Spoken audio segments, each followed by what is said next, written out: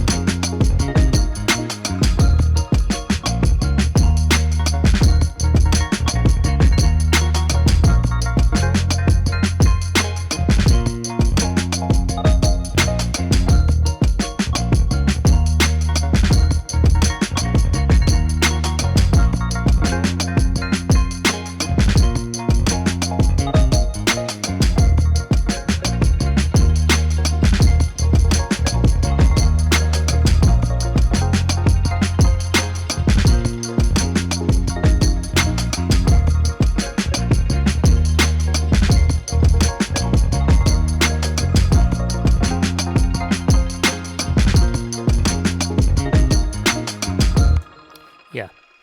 So right now, that's just kind of like a little bit of a loop. Let me just quickly talk about this one. Here are the drums.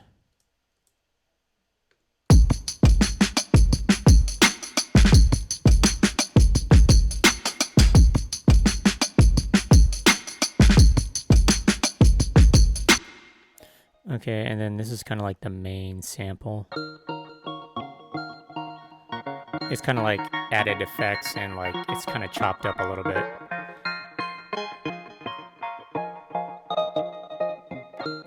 And then this is kind of like stacked samples, basically, with some effects and stuff like that.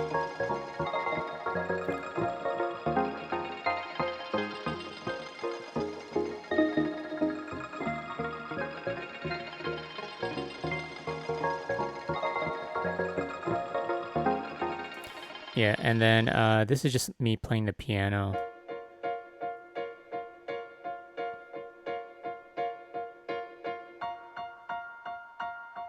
Like stabs, basically. And then that's the bass line that I just played through Contact.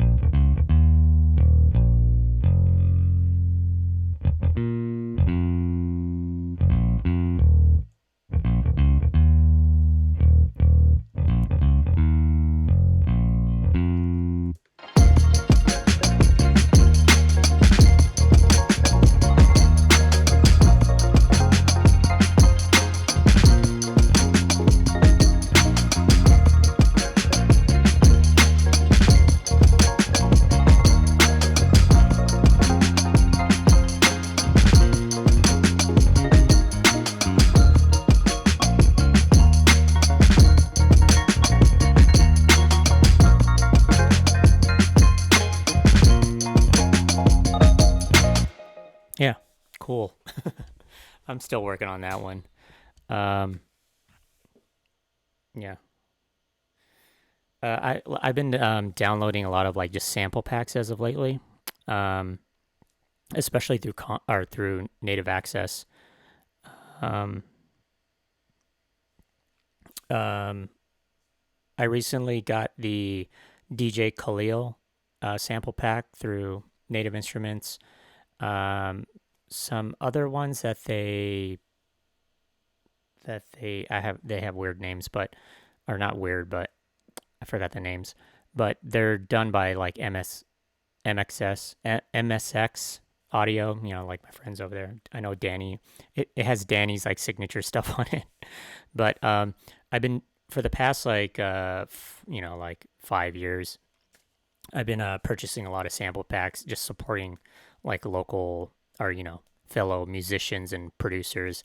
A handful of them I actually know, so I know the quality is really good. And I feel like just sample packs in general in the past like 5 to 10 years, maybe not 10 years, maybe 5 years, have just gotten better and better and better. And a lot of producers that I really like have been putting out sample packs, which is kind of cool. If I can answer some questions right here. Let's see here. Thanks for everybody tuning in, by the way. This is from Marcus Gunderson. It says, nice beat. Why do you prefer the Scarby over the Brute or Model D thing for bass? I prefer the Scarby bass because it just sounds like a real bass, and I can easily kind of tune it. Not tune it, but like I can adjust the tone of the bass so it can sound more of like a subby kind of bass, or like a fretless bass, or if I wanted like the nuances of like a like an electrical bass, what the fuck are people are just talking outside my window. Anyway, yeah, I can adjust the tone a little bit better, which is something I really like. Like the Model D, I like using the VST plugins for that. I use them occasionally. If you don't want to download like some VSTs onto your computer, you can also use the iPad. And I know the Moog Model D is available on the iPad, and you can just bounce out the audio from that, and that seems like a really simple way to do things. Hey, let's have this conversation right outside my window while I'm recording. And then I use some of the bass sounds from the Yamaha keyboard. Some of the subby like synthier basses, and they sound pretty cool. Let's go ahead and just like open up another beat here. I'm just talking too much again.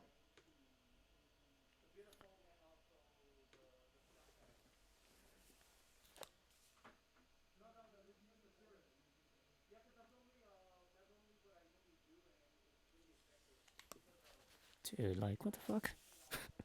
Have that conversation somewhere else.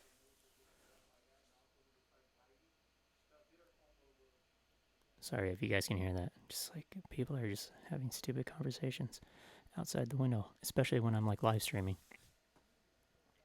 Sorry, I see that the video is like, I don't understand like why it's so like just not good.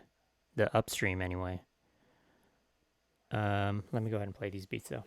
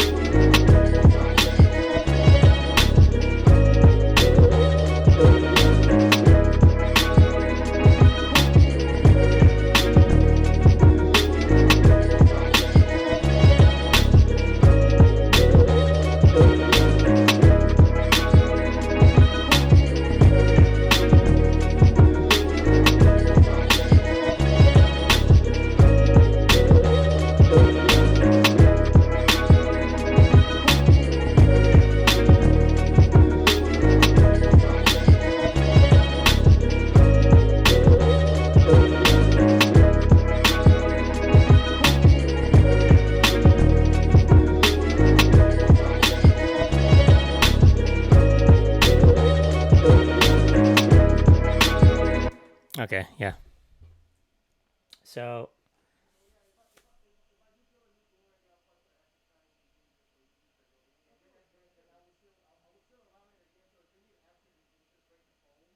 dude, like, what the fuck?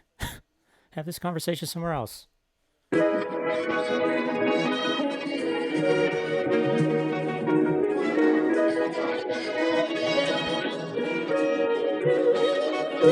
Okay, sorry. Just annoyed a little bit. So, here's the sample, and I've been using this plugin called RX7 by Isotope. Is it by Isotope? Yeah. Um, and what it does is you can import like audio files like MP3s and like WAV files and stuff like samples, and what it'll do is it will you can isolate certain I guess parts of a song, like if like if you have a full song with somebody singing with drums like bass, piano or whatever, it can use these like algorithms or whatever it is. I don't know exactly what it does, but it can isolate certain sections of the song basically. um I think it's really good for isolating vocals. So like if you kind of wanted to um just take the vocals off of a song, and like it's pretty good at that. Like of course you'll still have like a little bit of like bleed through from like especially like drums or like like piano and stuff like that, but it's not bad at all. So you should check it out. It's called RX7. I first saw it on a Jake One video, and he uses it to like isolate things. But then for this, I just wanted to kind of like isolate, I guess like the melody, like that you can hear the strings and some of the some of the vocals on it. Um,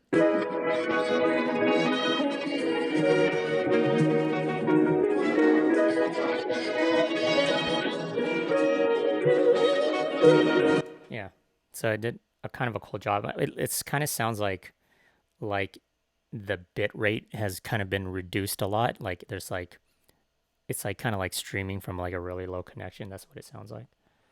Um, and then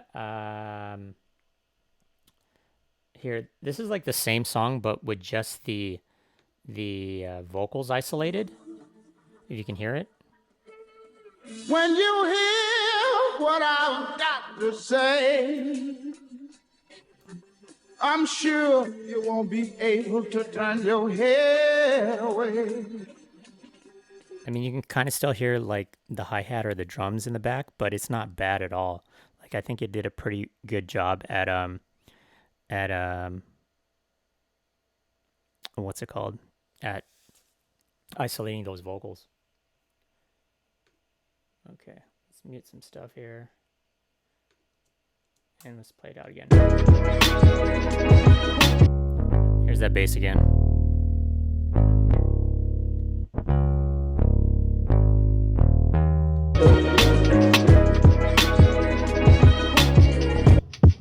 And here's the drums. Pretty simple drums.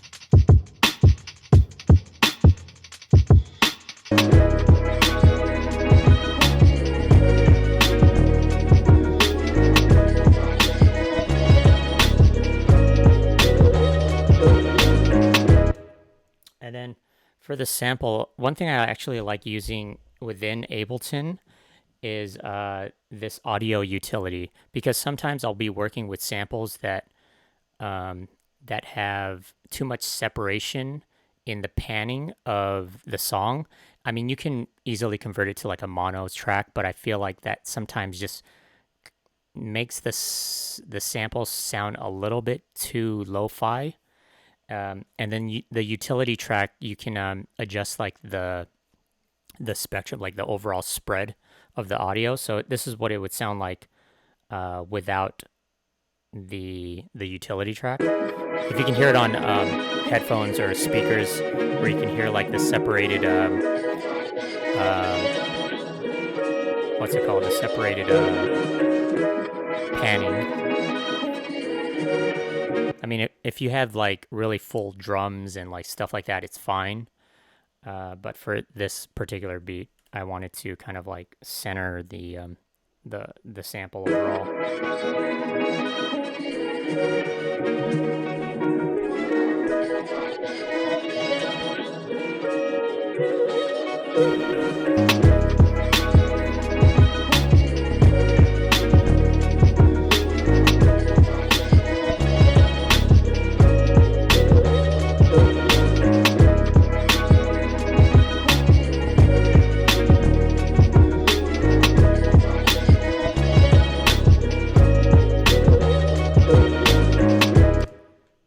Oops.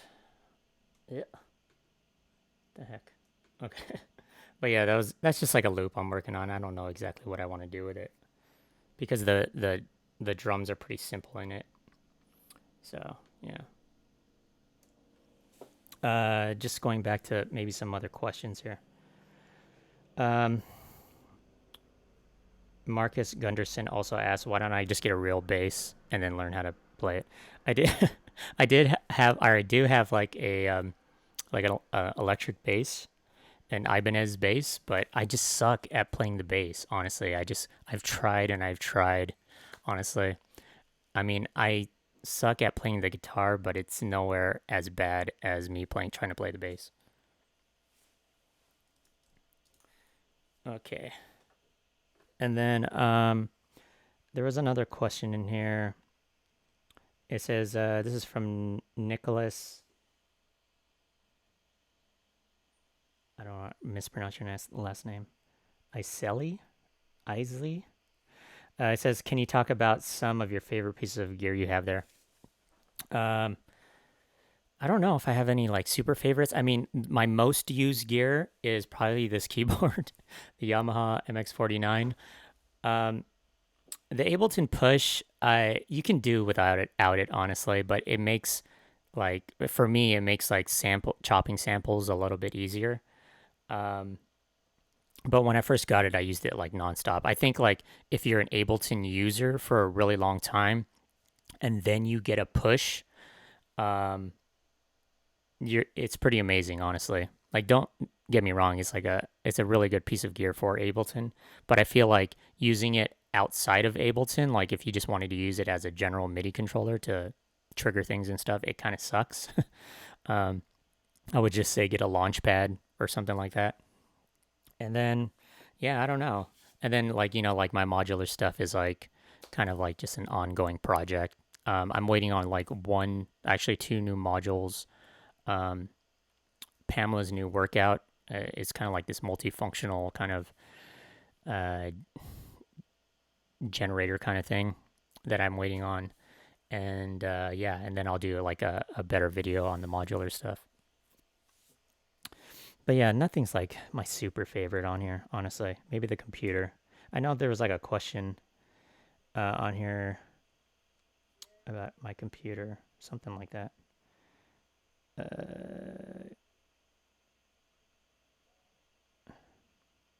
But let me just go ahead and play this beat and then we'll discuss some more things here. Let me see where this is at here. Sorry. I think I played this on Instagram.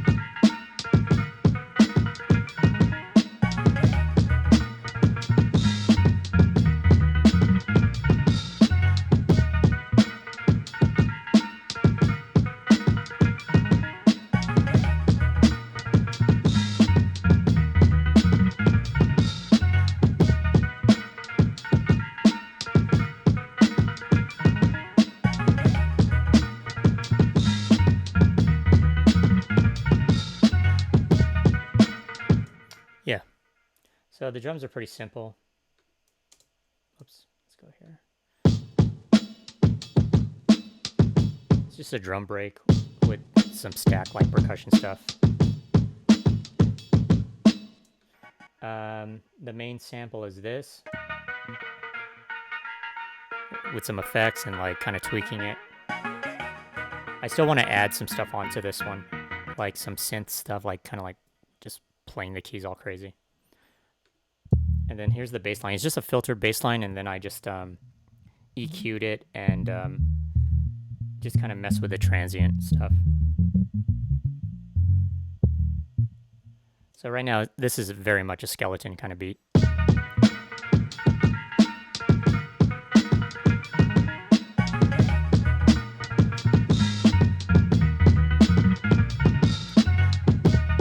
And then I took the same sample, just untweaked, and then I kind of chopped it up, and then I can play like certain sections of it.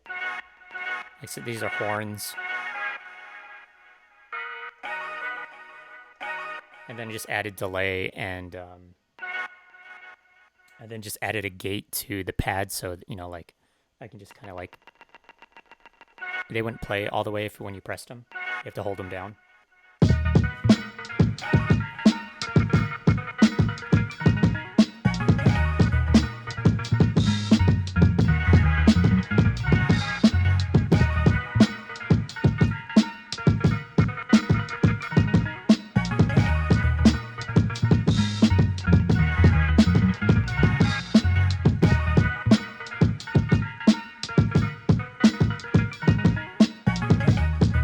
Yeah, it's very much a skeleton beat. Let me see. There's some other stuff in here. This question is from somebody. Sorry. This is from Sun Tzu.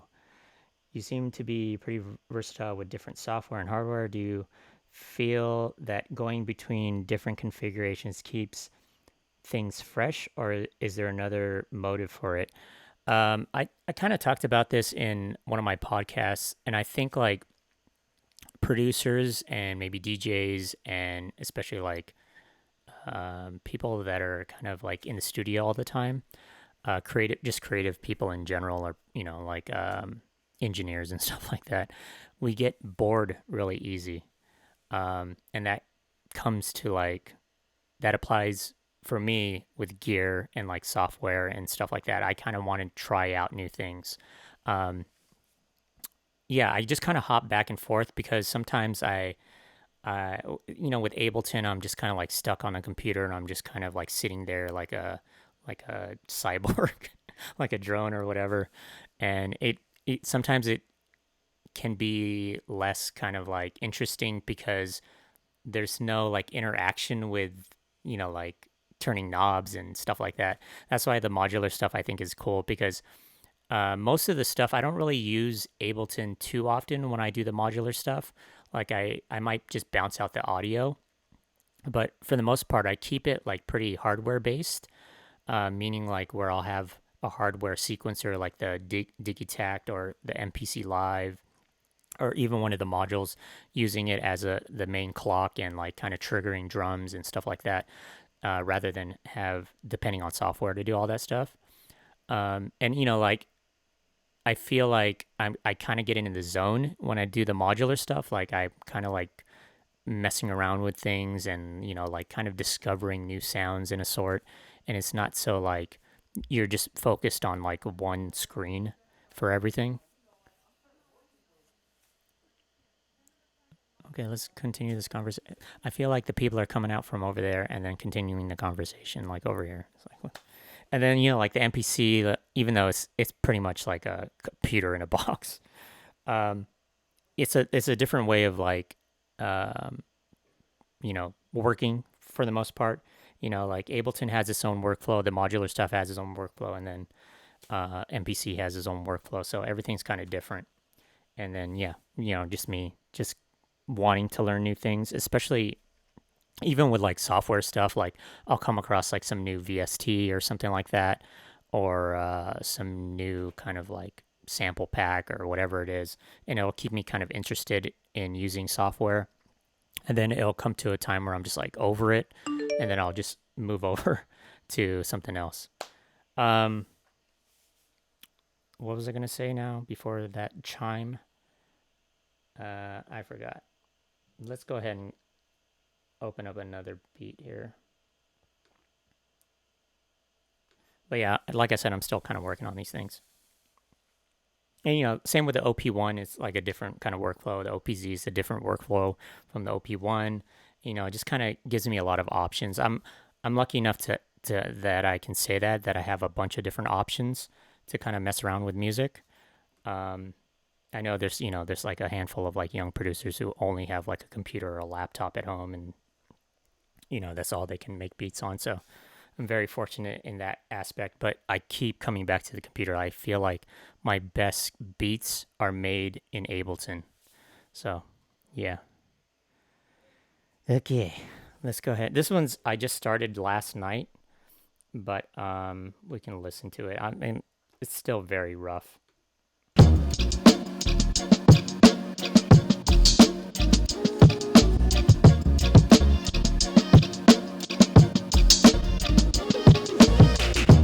And I'll go through the questions so I can answer some more here.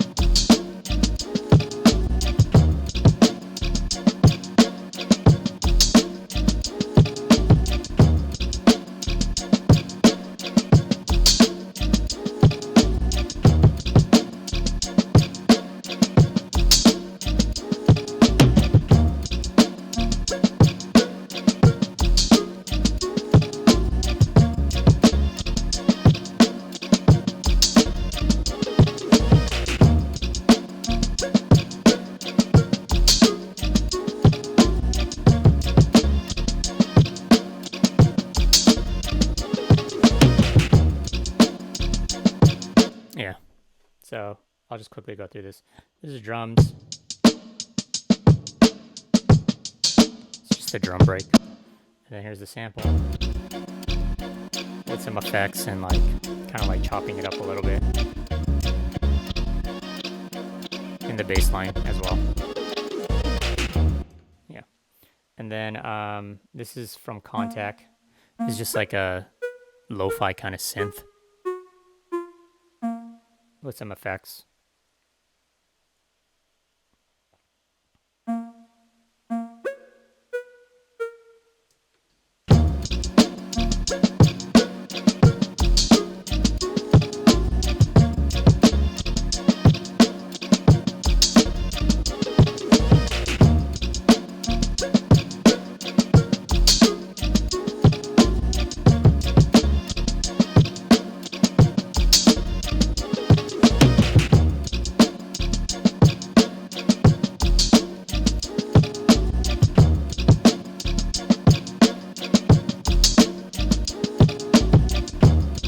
Yeah. Yeah, I have to kind of like work on that one. Like I said, I just started that one last night, so. There was a question on here, or not a question, but there's a few questions on here. If you're looking at the live chat, it's talking to me, like asking me to talk about waves and like Joey Badass and Cole and stuff like that. I actually did an interview with a podcast called shit. It's called Let the Beat Something. Sorry, God, I suck at remembering things. It's a podcast coming out. I mean, it's an existing podcast, but it's called let the beat play or something like that. And let me look it up real quick. But I just recently did it. It's called Let the Beat Build podcast, if you want to look it up. And I talk about having that opportunity to do stuff with Joey, as well as um, you know how J. Cole picked up waves as well. But yeah, that should be coming out in the next like month or so.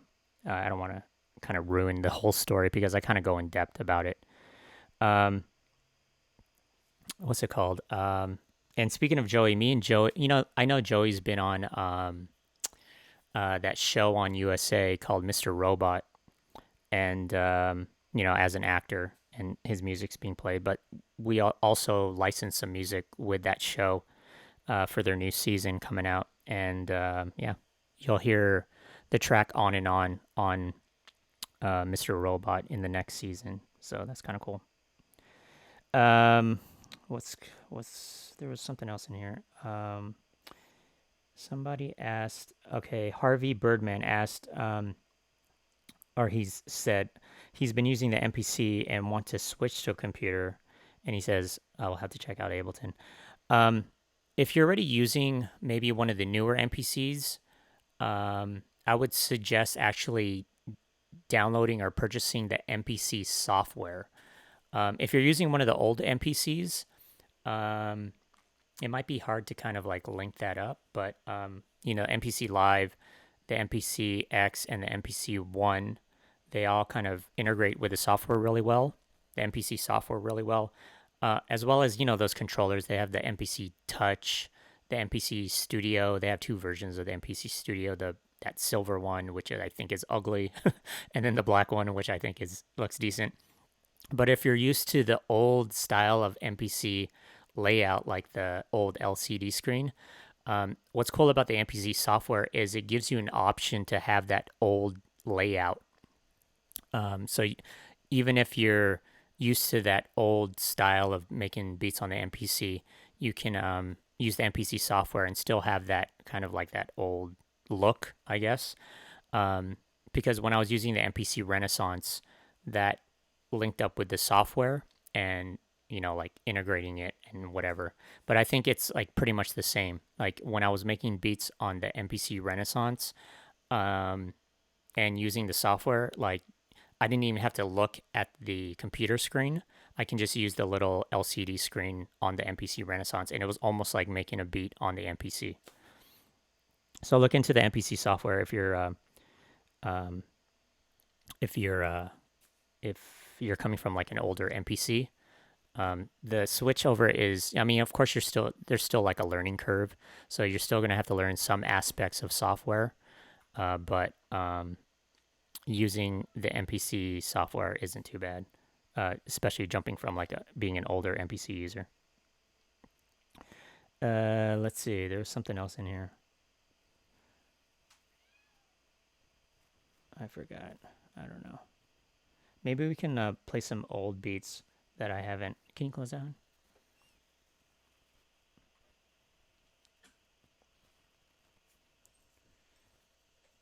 Let's see.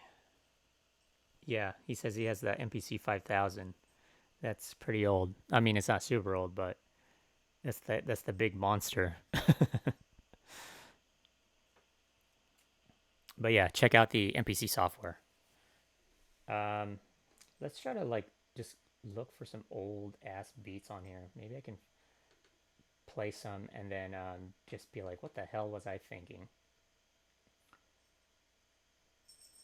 What sucks is I don't have like super old beats on here. I think I have beats from like 2000 and maybe 9 on this hard drive. So I don't have too much stuff. Let's just play. Maybe I could just play them out.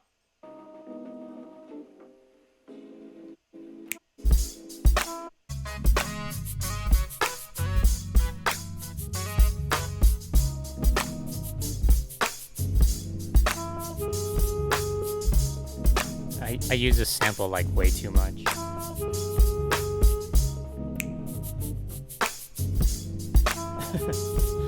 Yeah, so these are like really old beats. They're from like 2009.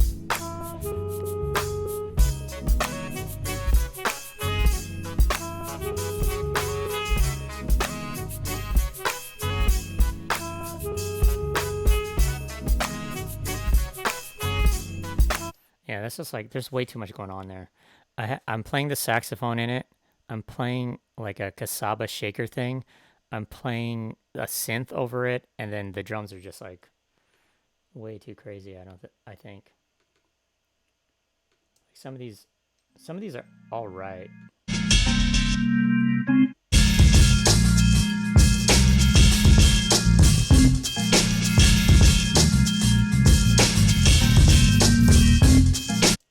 Yeah, some of these are just like too busy, I think.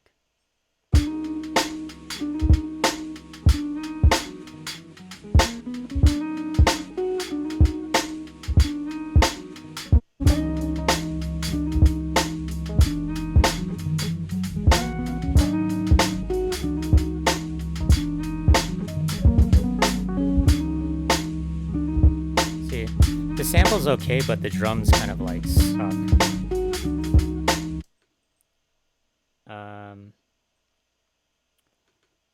Let's see here. Of course, you know, that was on Midway already. Some of these I've never released, I don't think. Yeah, we're not gonna listen to some we're not gonna listen to some of these because they're pretty terrible.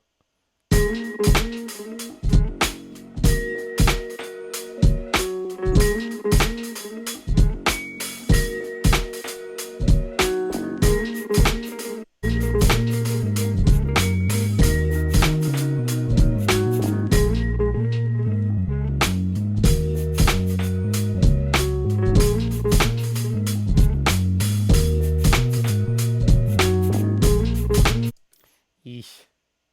It's alright. Some of these are... I'm glad I saved the WAV files Yeah. I don't know what I'm thinking about. Like, some of these drums are just like too, like...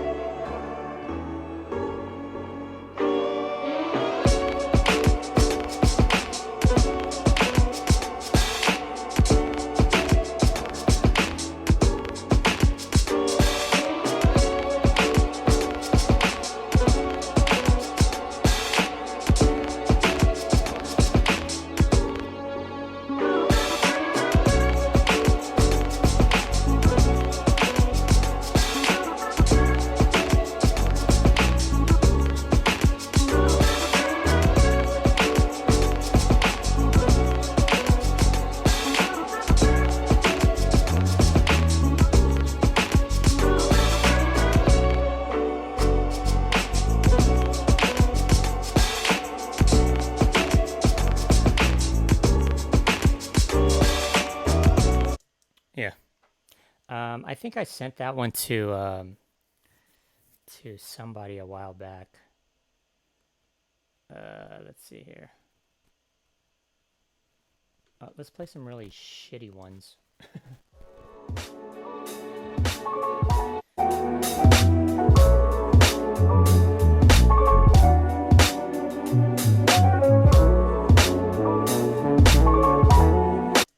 Yeah, see, like some of these are just like too whatevs, you know.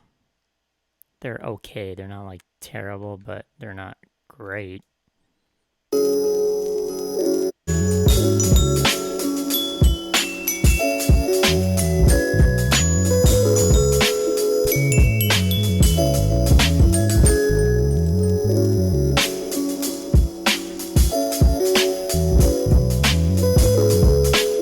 Yeah, I was just like in a different place production wise as far as these go.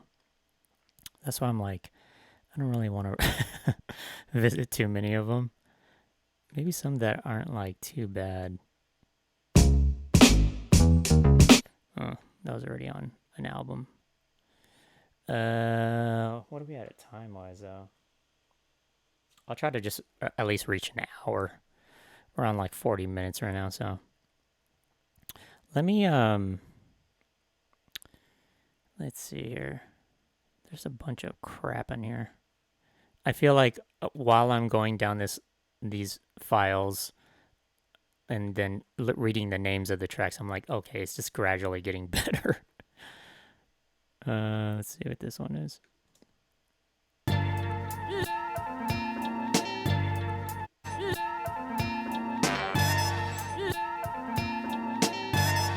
Looking back.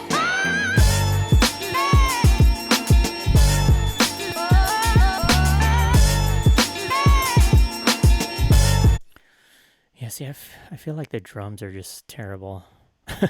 They're not terrible, but, you know, they're not as good as I would want them to be. I feel like I had like a workflow back then that was too like stuck on the grid. That's why like the drums don't sound as loose as once was or how they are now anyway. And then the rest are just like newer beats that pretty much everybody heard. I did if you follow me on Spotify already, or you know, iTunes or Apple Music or whatever it is you listen to digital music, I released all the tracks from that drifting beat cassette. So like, what was it, like 3 years ago? Me and Usai, or Mellow Orange, I released a beat cassette. It was like a bunch of tracks that were mostly just on that cassette, and there was a bonus track of me talking about like beats that didn't make the cassette, but I played a bunch. But I didn't include that in the spot, or you know, the digital version of the tracks. But it's on Spotify now, so maybe I can just play a couple of the tracks off there, and then I can kind of talk about it. Hold on.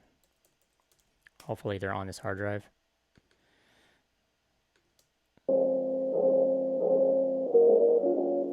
So all of these tracks, they were once just exclusive to a beat cassette, and then we let a few years pass before we put it up on like Spotify and like iTunes and stuff like that. But you can listen to it on Spotify now. You just have to go down like the list of my albums.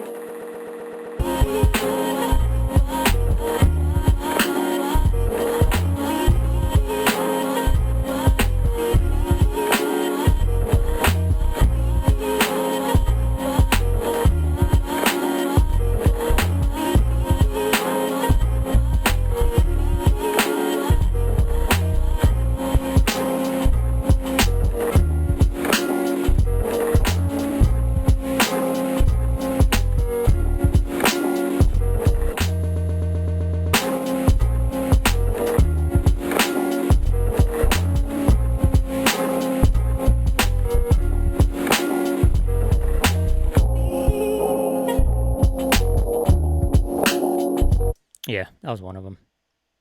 There's also this one.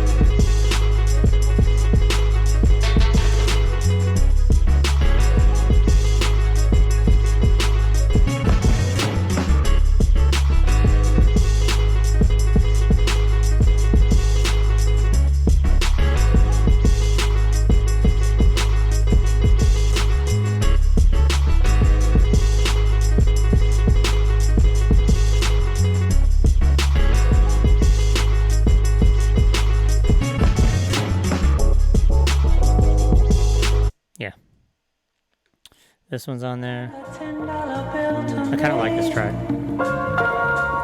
What about the time that I came in your bedroom?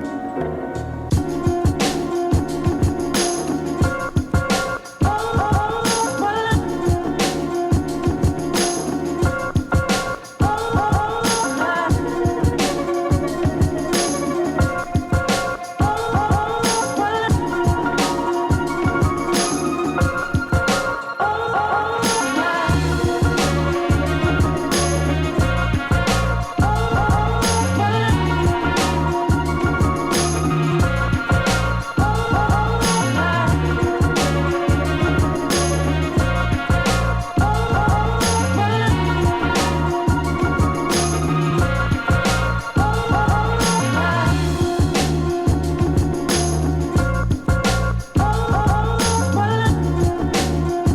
Yeah, it's that old school kind of feel. There's this one as well.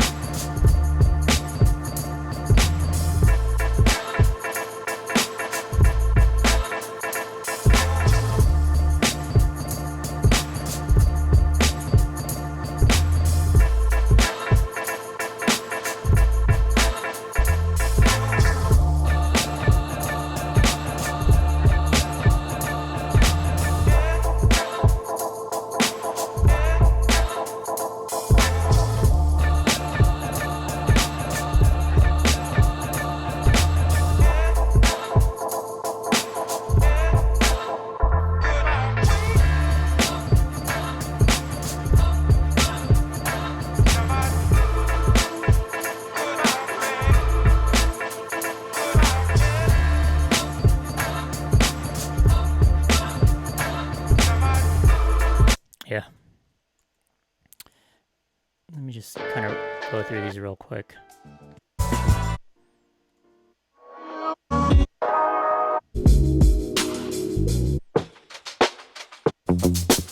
Yeah. Turn it up.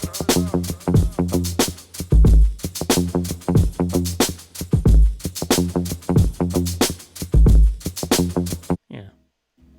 Sounds pretty old. Yeah. You can listen to all these tracks on Spotify or whatever it is. I don't want to like just play you the album. But yeah. But yeah, thanks again for everybody kind of like tuned into this weird live stream. I hope everybody's kind of like safe right now because it's a scary world out there right now.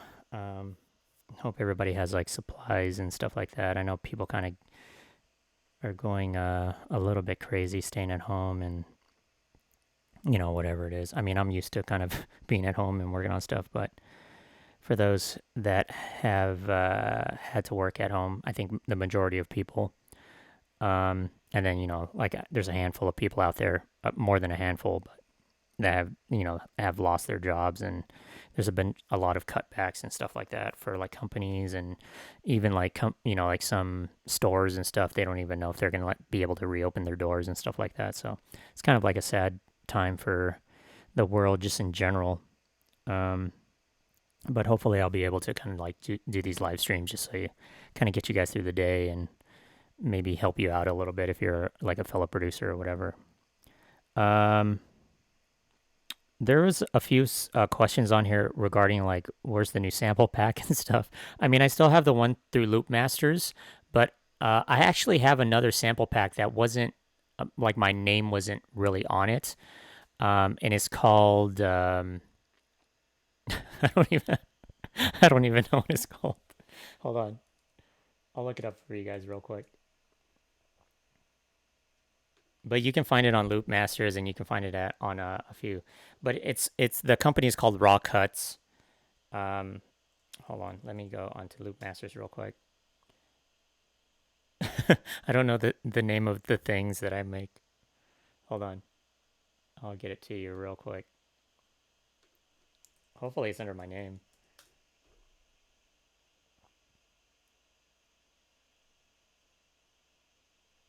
Is it this one? I think it's this one. I have two actually.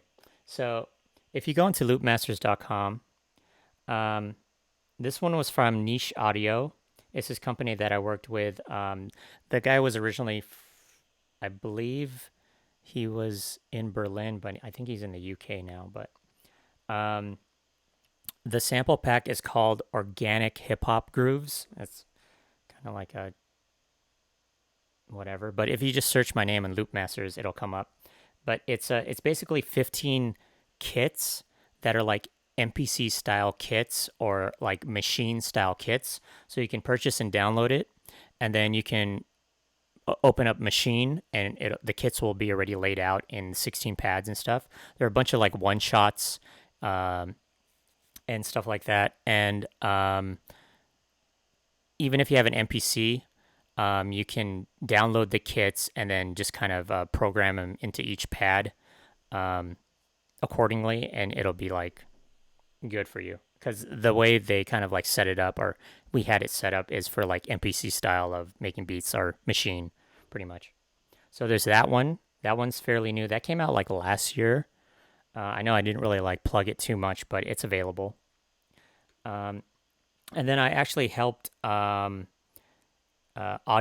this other company, with a sample kit. Um, and this one is by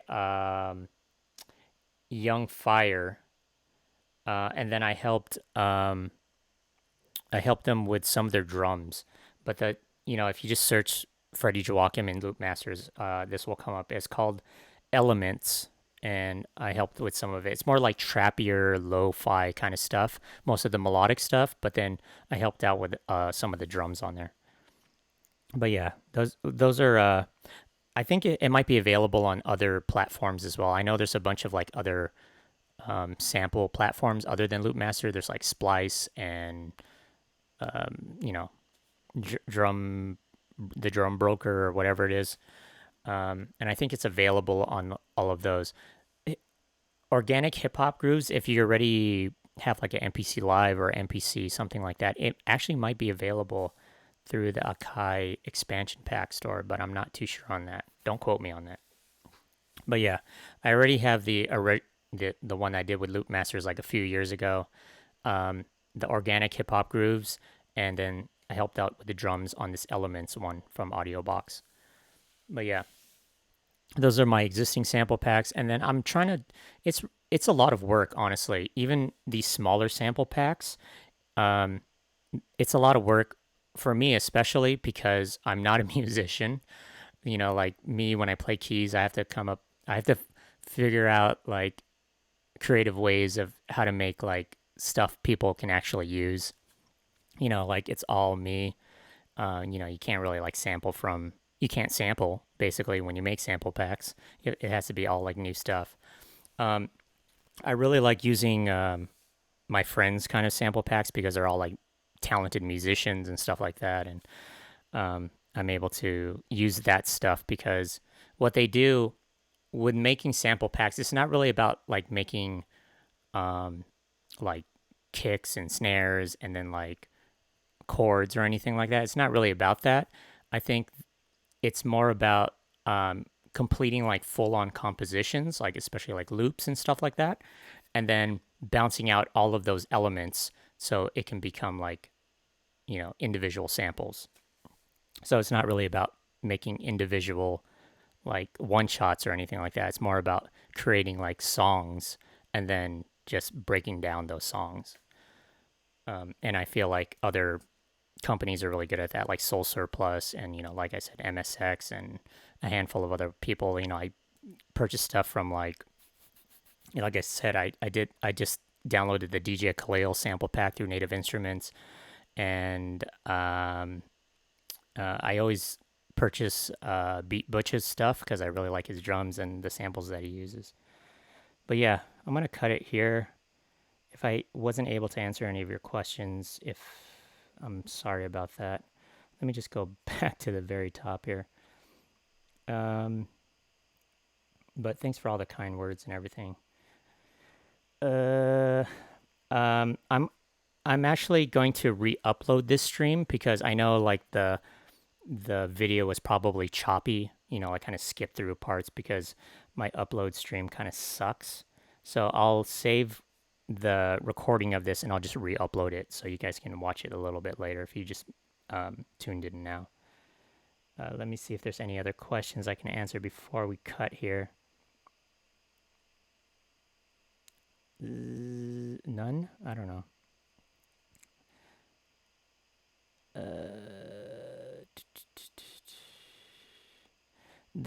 Somebody asked what's the best piece of hardware to start with for someone.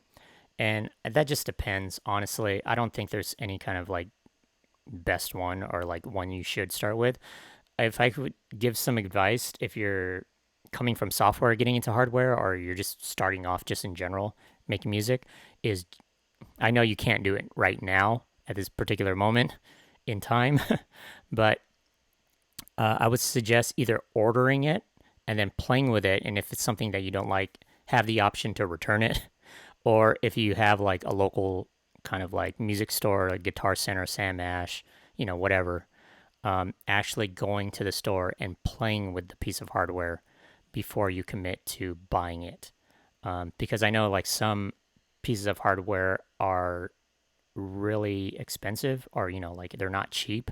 So having the option to actually buy it in a store, and even if you don't like it, you can return it, is a good option to have, because there's no sense of you being stuck with a piece of gear that you can't really use, or you just find it too difficult to use. I know people buy things from like eBay and Craigslist and stuff, but the only thing about that is, of course, yes, you'll probably get a better deal for a used piece of equipment, but you don't have the option of returning it if something were to go bad on it, as well as if you just don't like it. So just because your favorite producer uses it doesn't mean you need to use it. Honestly, I was a young producer and I've kind of thought that same way. Like back when I was barely starting out, I thought I needed an MPC, and then once I got it, I felt like I made better beats on the computer. So I mean, it is what it is. Other people can freak it a little bit better than you, and vice versa. So you just have to kind of like just be not knowledgeable, but like do your research when purchasing anything, not just musical equipment, but like anything, laptops or whatever it is. Kind of go over it.